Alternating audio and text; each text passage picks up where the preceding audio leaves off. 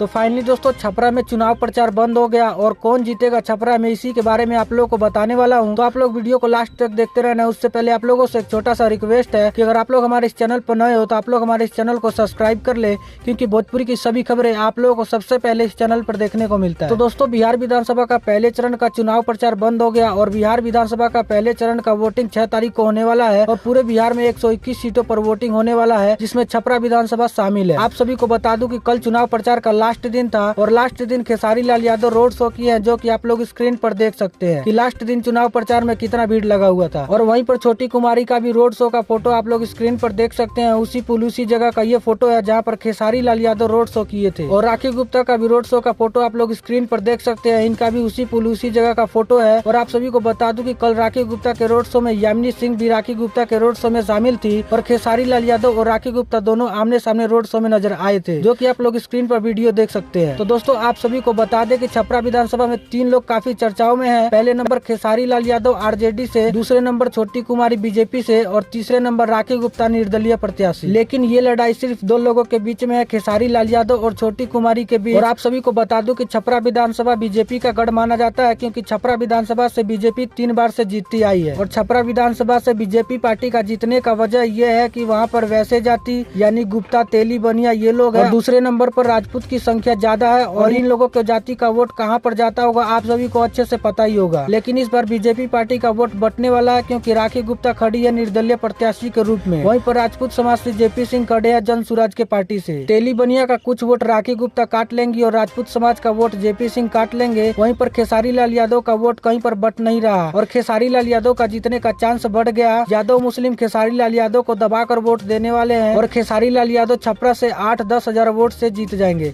तो दोस्तों आप लोगों को क्या लगता है छपरा से कौन जीतेगा? आप लोग अपना राय जरूर दे। मिलते हैं हम सभी से नए वीडियो के साथ। जब तक के लिए जय बिहार जय भोजपुरी।